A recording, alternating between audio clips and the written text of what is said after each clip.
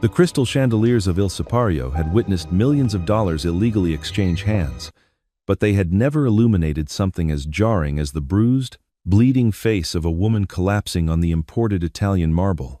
Lowering his scotch from the private balcony, the boss simply ordered, "Bring her to me." Lorenzo Bianchi did not believe in coincidences, and he certainly did not believe in public spectacles. At 34, he was the undisputed head of the Bianchi syndicate, a sprawling empire of logistics, port control, and high-interest financing that gripped the eastern seaboard of the United States. His base of operations was Il Sipario, an exclusive Michelin-starred fortress on Manhattan's Upper East Side. To the public, it was the toughest reservation in New York, frequented by senators, Hollywood elite, and Wall Street titans. To the underworld, it was the absolute center of power. It was a Tuesday evening in late November, the air outside biting and crisp, while inside the restaurant, the atmosphere was a warm symphony of clinking crystal, low jazz, and hushed, powerful conversations. Lorenzo sat at his usual vantage point, a semi-private mezzanine booth draped in heavy velvet that offered a commanding view of the foyer and the main dining floor. He was nursing a glass of 20-year-old Macallan, casually listening to his underboss, Dante, brief him on a shipping container delayed at the Brooklyn Navy Yard. Then, the jazz seemed to falter. The sophisticated hum of the dining room snapped into a tense, suffocating silence. Lorenzo's dark eyes shifted to the foyer. Near the mahogany coat check, a man was aggressively gripping the arm of a young woman. The man was Richard Sterling, a senior vice president at the investment firm Prescott & Hayes. Richard was a friend of the restaurant, meaning he laundered a significant portion of the Bianchi family's offshore accounts. He was a useful idiot, a man in a $5,000 Tom Ford suit whose arrogance was only eclipsed by his cowardice. But it wasn't Richard that caught Lorenzo's undivided attention. It was the woman. She was dressed in a striking emerald silk gown that clung to her slender frame, but the elegance of the garment was violently offset by the state of her face. A harsh, purpling bruise bloomed across her left cheekbone. Her lip was split, a fresh ribbon of crimson trailing down her chin, staining the pristine silk at her collarbone. She was trembling, yet her posture was rigid. As Lorenzo watched, Richard leaned in, his face twisted in a vicious snarl, and backhanded her across the face. The smack echoed over the soft jazz. The woman's knees buckled, and she collapsed onto the imported Carrara marble floor. A few patrons gasped. Most simply averted their eyes, staring intently into their truffled risotto. Adhering to the unspoken rule of Il Sipario, you do not see what you are not meant to see. Lorenzo felt a sudden, uncharacteristic spike of adrenaline. He was a man accustomed to violence. He had ordered hits, broken men down to their psychological studs, and commanded a brutal organization. But something about the way the woman looked up from the floor, not with the whimpering defeat of a broken victim, but with a cold, hollowed-out fury, snagged a wire deep inside his chest. Her eyes, a piercing shade of hazel, darted upward, bypassing the terrified hostesses, bypassing her abuser, and locked directly onto the shadowed mezzanine, right onto Lorenzo. It was as if she knew exactly who he was, and exactly where he sat. Richard grabbed her by the hair, hissing something venomous, pulling her back up toward the heavy oak doors. He was trying to drag her out before the restaurant's security intervened. Lorenzo set his scotch down. The glass clinked against the wood with a quiet finality. "Dante," Lorenzo said, his voice a low, gravelly baritone that left absolutely no room for negotiation. "Boss?" Dante asked, already following Lorenzo's gaze. "The man is Richard Sterling. Take him to the soundproof room in the cellar. Do whatever you need to ensure he forgets how to speak for the next 48 hours.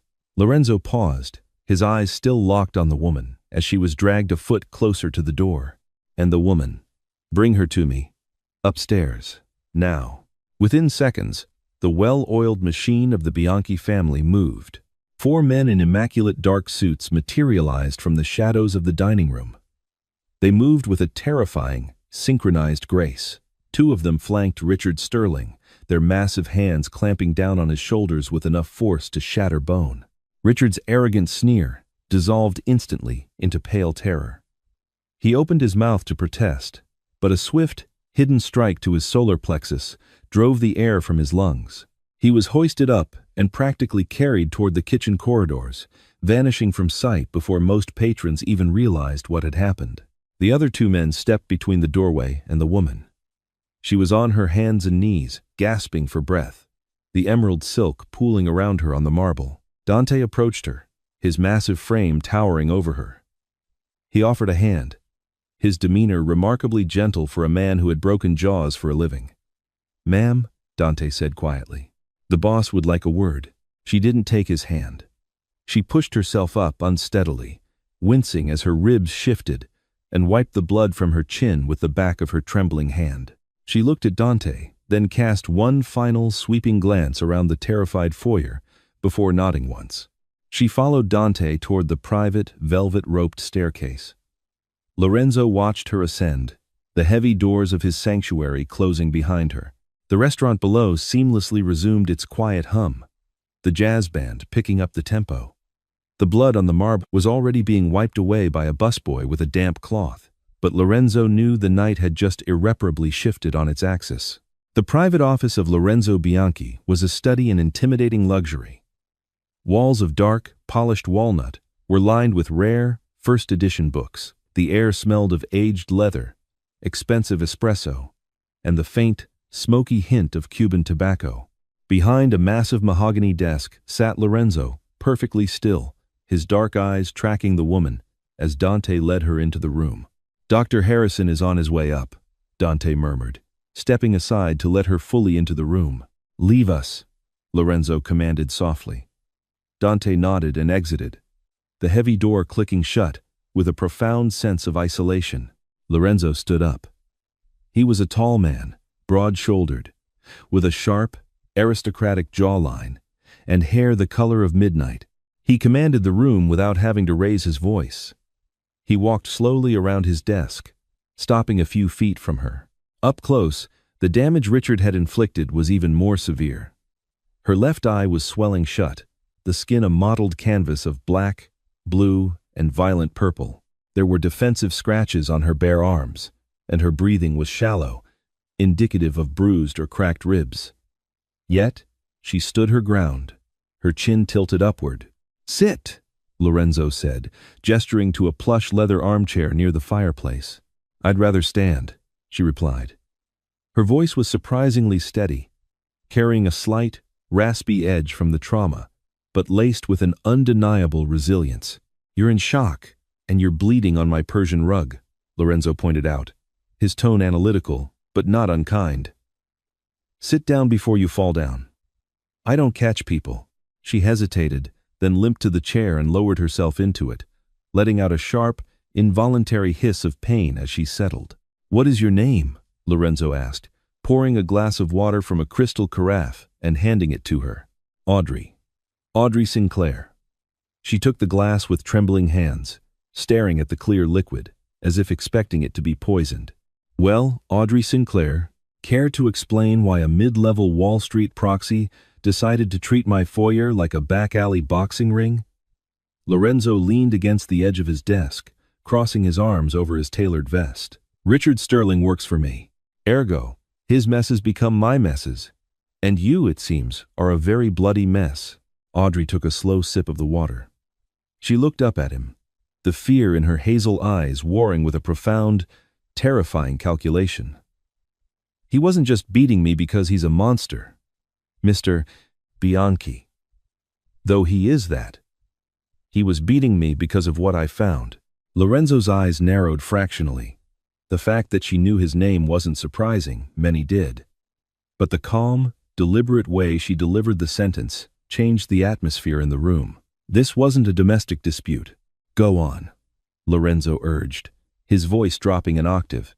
"I've been living with Richard for 8 months, Audrey began, her voice gaining strength. "He thinks I'm just a quiet girl from Connecticut who likes expensive dinners. But I'm an actuary. I see numbers in my sleep. 3 weeks ago, he left his private encrypted laptop unlocked while he was passed out drunk. I got curious. I saw the routing numbers." Lorenzo went entirely still. The syndicate's money movement was a highly guarded secret. "He's stealing from you," Audrey said bluntly. looking directly into the eyes of the most dangerous man in New York. He's been skimming 3% off the top of the offshore routing cascades before they hit your Cayman accounts. He's masking the discrepancies by inflating the supposed transaction fees. He's taken close to $4 million over the last 2 years. A heavy, dangerous silence descended upon the room.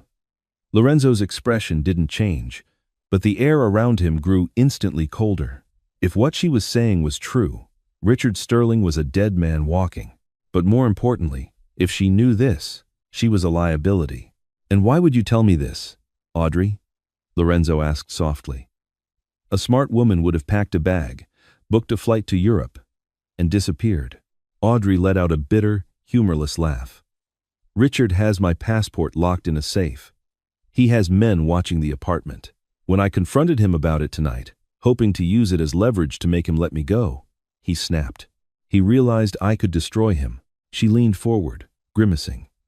"He dragged me to this restaurant tonight because he had a mandatory check-in dinner with your associates.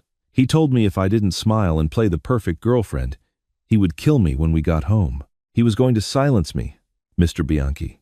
Lorenzo absorbed the information. "So, you provoked him in the lobby," Lorenzo deduced, a flicker of genuine respect igniting in his chest. "You knew you couldn't escape his guards outside. But you knew the rules of Il Sipario. You knew causing a scene here would force my hand." "I knew you were upstairs," Audrey confessed, a single tear cutting through the blood on her cheek. "I saw your car out back. I knew if he hit me in front of your people, you wouldn't let the disrespect slide. I needed you to pull me away from him." A sharp knock at the door interrupted them. "Come in," Lorenzo called out. Dr. Thomas Harrison, an older man with a black medical bag, entered discreetly. He was the family's shadow physician, a man who had stitched up bullet wounds without ever asking for a police report. He took one look at Audrey and immediately moved to her side, opening his bag. "Clean her up," Lorenzo instructed the doctor. He then looked back at Audrey, his mind racing. She had played a dangerous, suicidal game of chess, using her own physical safety as a pawn to maneuver herself into the sanctuary of a mafia boss. "You're a very foolish woman, Audrey Sinclair," Lorenzo said, walking toward the heavy drapes of his window and looking out over the city lights. "You traded a rabid dog for a wolf. What makes you think I won't just bury you next to him to keep my ledgers a secret?" Audrey winced as Dr. Harrison applied a stingingly cold antiseptic to her split lip. She locked eyes with Lorenzo's reflection in the glass window. "Because," Audrey breathed out, her voice barely a whisper but echoing loudly in the quiet office before we left the apartment. "I memorized the passwords to his shadow accounts. The $4 million he stole? You can't get it back without me." Lorenzo slowly turned away from the window, staring at the battered, bruised woman sitting in his chair. She had backed the most feared man in the city into a corner, and she had done it while bleeding out on his floor. For the first time in a decade, Lorenzo Bianchi was entirely caught off guard. And beneath the cold, pragmatic rage of his stolen millions, a dark, consuming fascination began to take root. "Doctor," Lorenzo said, never taking his eyes off Audrey, "make sure she is comfortable. Put her in the master suite down the hall. Miss Sinclair isn't going anywhere." Audrey Sinclair woke to the smell of rain against glass and the dull, throbbing ache of her own heartbeat echoing in her bruised cheek. She opened her unswollen eyes slowly, taking in the alien environment. Heavy silk drapes framed floor to ceiling, bulletproof windows that overlooked the glittering, rain-slicked skyline of Manhattan. She was lying on a California king bed draped in Egyptian cotton, her ribs tightly and professionally bound. Dr. Harrison had done his work well. The sharp, agonizing pain in her chest had been reduced to a manageable, heavy pressure, courtesy of whatever high-grade painkillers he had administered. The heavy mahogany door clicked open. Lorenzo Bianchi stepped into the room, the sharp lines of his bespoke charcoal suit cutting a striking silhouette against the dim lighting. He carried a sleek silver laptop under one arm and a steaming cup of espresso in the other. He moved with the quiet, predatory grace of a man who owned everything his eyes touched. "You slept for 14 hours, Lorenzo stated, his baritone voice calm. He set the espresso on the marble nightstand beside her. "Drink. It will help clear the fog from the painkillers." Audrey pushed herself up against the plush headboard, wincing instinctively. She reached for the small cup, her hands far steadier than they had been the night before in the restaurant foyer. "Where is Richard?" she asked, her voice raspy. "Richard is currently discovering the limitations of the human nervous system in a soundproof basement beneath the meatpacking district," Lorenzo replied smoothly, pulling up a velvet armchair and sitting beside the bed. "He has confessed to skimming. He wept quite a bit. However, he swears the amount was only $500,000, and that you are an opportunistic corporate spy who fabricated the $4 million figure to extort him." Audrey let out a short, hollow laugh that hitched her breath. Richard always lacked imagination. "If I were a corporate spy, I would have reported him to the SEC and collected a whistleblower bounty. I wouldn't have let him fracture my cheekbone." Lorenzo's dark eyes studied her face, mapping the brutal purple and yellow bruising that marred her delicate features. The clinical detachment he usually maintained was slipping, replaced by a deep, unsettling intrigue. She was trapped in the bedroom of a Mafia boss, battered and isolated, yet she looked at him with the cool calculation of an auditor reviewing a spreadsheet. "Let us test your imagination, then, Miss Sinclair," Lorenzo said, opening the laptop and placing it on the bed over her lap. He angled the screen toward her. It displayed a secure, encrypted portal for Union Bank of Switzerland, UBS, in Geneva. "My lead forensic accountant, Silas, has spent the last 12 hours trying to bypass Richard's shadow drives. He hit a biometric firewall. You claim you memorized the passwords. Prove it. Give me a reason not to write you off as collateral damage." Audrey looked at the glowing screen. This was the precipice. Once she gave him the money, she lost her leverage. But withholding it meant immediate death. She had to weave herself so deeply into the fabric of his financial survival that he couldn't afford to eliminate her. "I didn't just memorize passwords, Mr. Bianchi," Audrey said, her hazel eyes flicking up to meet his intense gaze. "Richard is a coward, but he's not a computer genius. He used a third-party proxy server based in Nicosia, Cyprus, to mask the IP addresses before routing your money. If you just log in with a password from a New York IP, the Swiss bank's automated fraud protocols will lock the account for 6 months pending an international investigation. Your accountant should have known that." Lorenzo went entirely still. She was right. The syndicate had lost millions 3 years ago due to a similar automated freeze triggered by a careless IP ping. Silas had missed it. This battered actuary had not. "Walk me through it," Lorenzo ordered, his tone shifting from interrogator to student. For the next hour, Audrey's fingers flew across the keyboard. She bypassed the UBS portal entirely, instead opening a secure command terminal. She meticulously routed their connection through a series of ghost servers, first through a Delaware LLC shell company, then bouncing to the Isle of Man, and finally, mirroring the exact digital fingerprint of Richard's Cypriot proxy. "The password is an alphanumeric hash of his mother's maiden name and his Yale fraternity PIN number," Audrey murmured, typing the sequence. "Pathetic, really." She hit enter. The screen flashed green. A ledger appeared, detailing a numbered offshore account containing exactly $1.2 million. Lorenzo pulled his phone from his breast pocket and dialed a secure line. "Silas. Check the Geneva Cascade." He paused, listening to his accountant's shocked confirmation on the other end. "Good. Transfer it back into the primary Cayman Trust. Leave no digital footprints." He hung up. "That's $1.2 million, Lorenzo said, turning back to Audrey. "You promised me 4. The rest isn't liquid," Audrey said, closing the laptop and pushing it away. "And it's not sitting in a bank account. That's what I tried to tell Richard last night before he hit me. The money is moving. I need access to his physical hard drive to track the rest of the disbursements." Lorenzo leaned back, steepling his fingers. He was looking at her not as a victim anymore, but as an asset. A highly dangerous, incredibly intelligent asset. "You are playing a very dangerous game, Audrey. You are making yourself indispensable to a man who makes a living destroying people."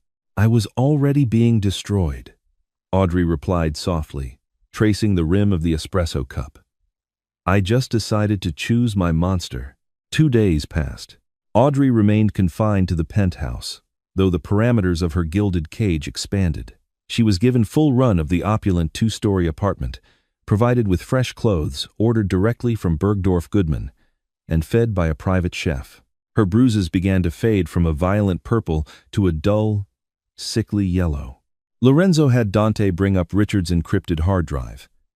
The heavy, metallic brick was placed on the dining room table, which had been converted into a makeshift war room.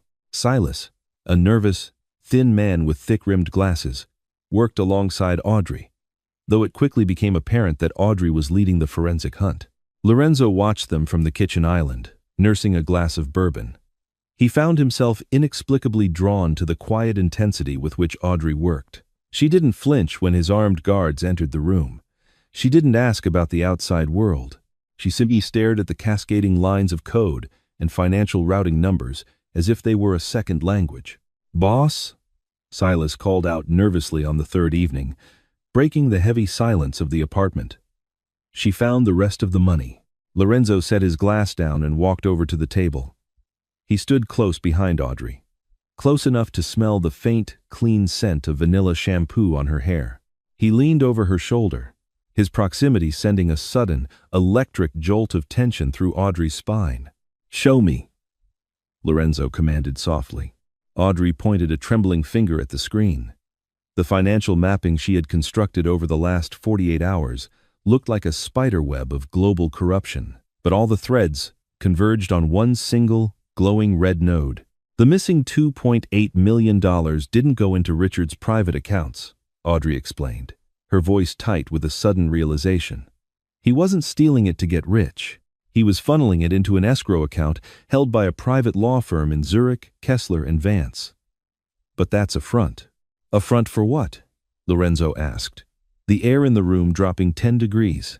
I ran an actuarial risk assessment on the payment schedules, Audrey continued, her eyes wide as she looked up at Lorenzo. The payouts aren't structured like investments or bribes. They are structured like a private military contract. Retainer up front, operational expenses dispersed weekly, and a massive balloon payment held in escrow. Silas swallowed hard. Boss, she's right. The routing numbers for the beneficiary. They trace back to a shell corporation controlled by Dominic Russo. The name struck the room like a physical blow. The Russo syndicate was Lorenzo's only major rival in the 5 boroughs. They had maintained a cold, bloodless truce for 5 years. Richard wasn't just skimming, Lorenzo said, his voice dropping to a lethal, terrifying whisper. He was financing my assassination, using my own money to pay Dominic Russo's hit squad. It gets worse, Audrey said, her fingers flying across the keyboard to open a secondary ledger. Her breath hitched. Mr. Bianchi. The escrow conditions. The final balloon payment of $2 million. What about it? Dante asked, stepping forward from the shadows of the hallway, his hand instinctively dropping to the custom Glock holstered at his hip. The smart contract is automated.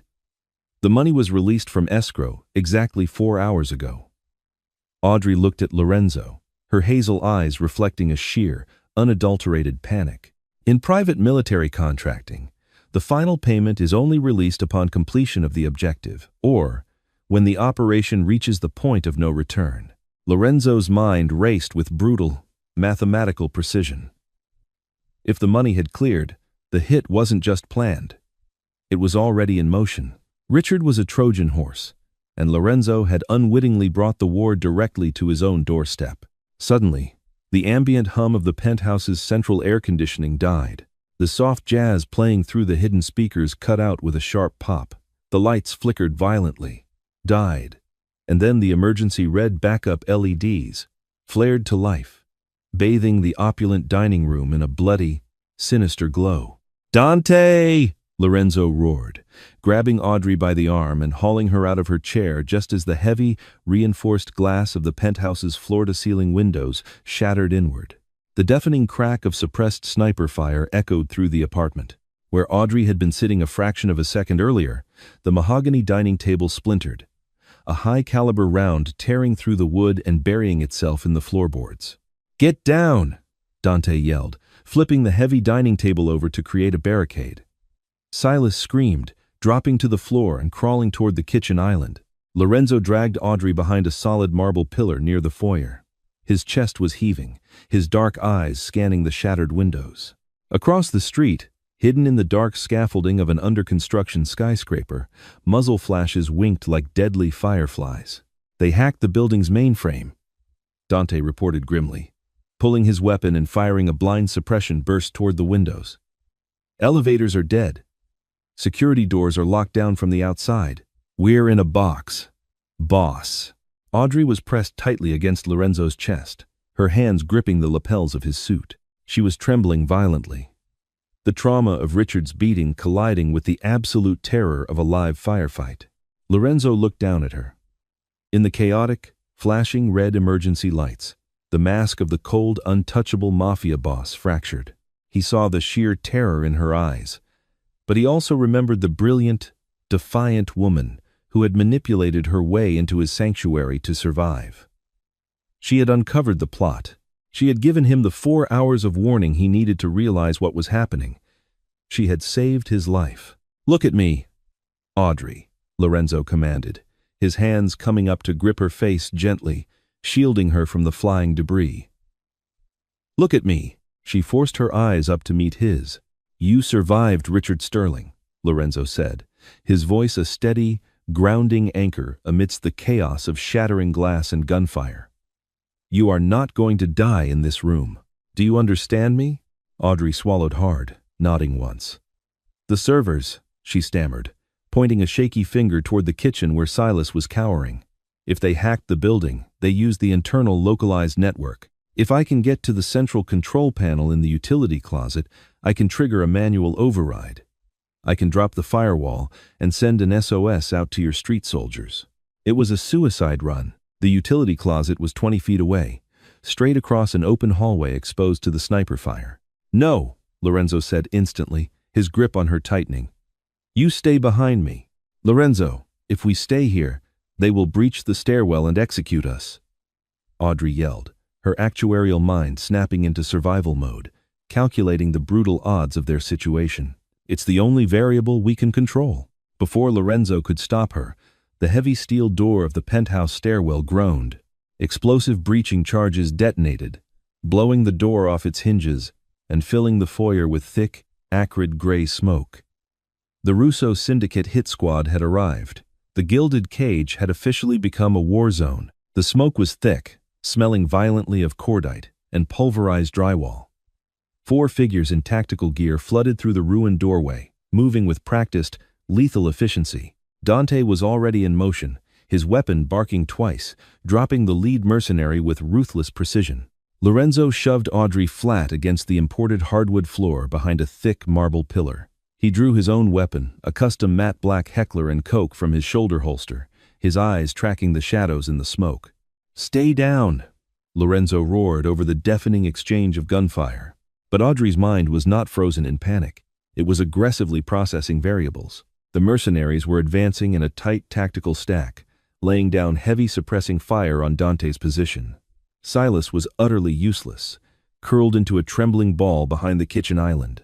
Lorenzo was pinned, exchanging calculated shots with 2 men, using the ruined mahogany doors for cover. The sniper fire from across the street had paused. They couldn't risk hitting their own men through the chaotic smoke. It was a 3-second gap in the firing pattern. That was her window. Audrey didn't wait for permission. She scrambled from behind the pillar, keeping her body low, and launched herself across the debris-strewn floor toward the utility closet. "Audrey! No!" Lorenzo shouted, his voice cracking with a raw, visceral fear he hadn't experienced in over a decade. She ignored him. Her bare feet slipped on shattered crystal, slicing her heels, but the adrenaline masked the pain. She reached the heavy steel door of the closet, yanking it open. Inside, the building's localized server rack blinked with a steady, oppressive red light. She dropped to her knees, ripping open the maintenance panel. "Flank right!" One of the mercenaries barked, spotting her movement through the haze.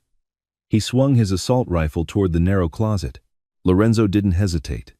He abandoned the safety of his marble cover, lunging across the open foyer to intercept the line of fire. He fired 3 times, catching the mercenary in the chest and throat. But as the man fell, his finger clamped down convulsively on the trigger. A stray 3-round burst tore through the air.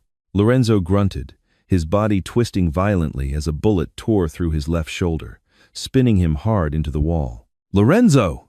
Audrey screamed, her hands freezing over the exposed circuitry. "Finish it!" he snarled, sliding down the wall but keeping his weapon raised, firing single, methodical shots at the remaining breachers to keep them back. Tears blurring her vision, Audrey forced her hands to stop shaking.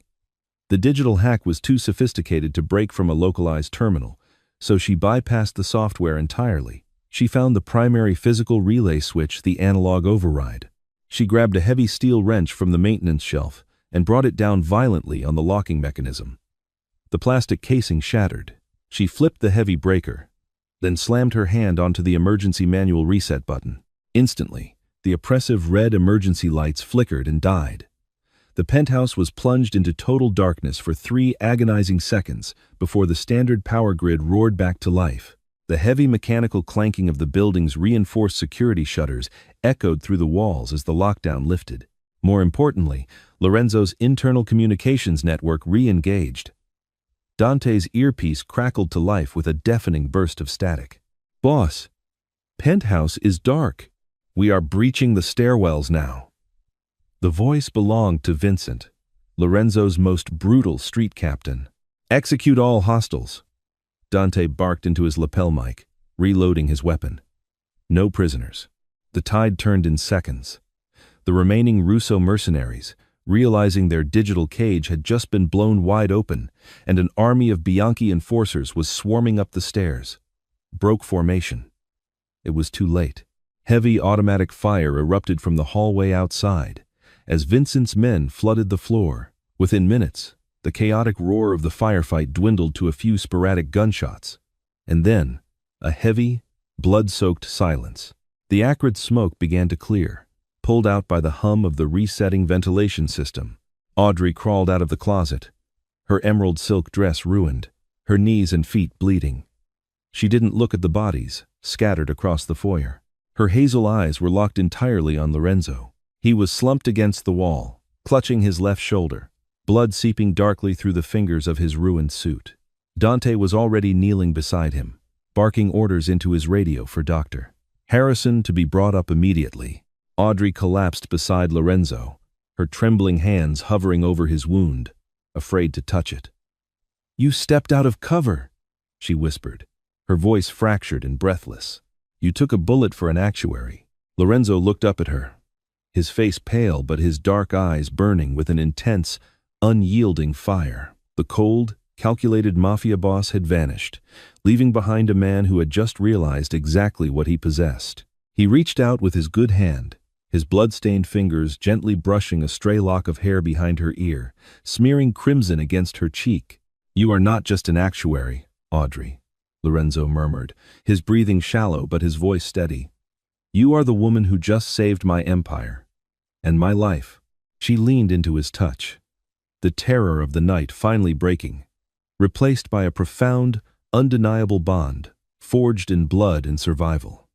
She had walked into Il Sipario a battered victim seeking a shield. She had emerged as the most dangerous piece on Lorenzo Bianchi's chessboard. "Dominic Russo," Audrey said softly, her hazel eyes hardening with a cold, terrifying resolve that matched his own.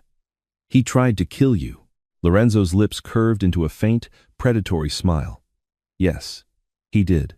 I still have the routing cascades to his shadow accounts from my trace," she stated, the gears in her mind already shifting from survival to vengeance. "I can drain his entire organization's liquidity by morning. I can leave him with absolutely nothing." Dante paused his triage, looking up at the bruised woman on the floor with newfound, absolute reverence. Lorenzo's smile widened, despite the burning pain tearing through his shoulder. He pulled her slightly closer, the scent of gunpowder and vanilla wrapping around them in the ruins of his fortress. "Bring him to his knees, Audrey," Lorenzo commanded softly. "And then, we will take the rest." Audrey Sinclair had entered the criminal underworld as collateral damage, but she remained as its new architect. The bruising on her face healed, replaced by the unbreakable armor of a woman who had outsmarted predators. Beside Lorenzo Bianchi, she didn't just find a sanctuary. She found an empire. Together, they rewrote the rules of the syndicate, proving that the most lethal weapon in a war of monsters is a brilliant mind.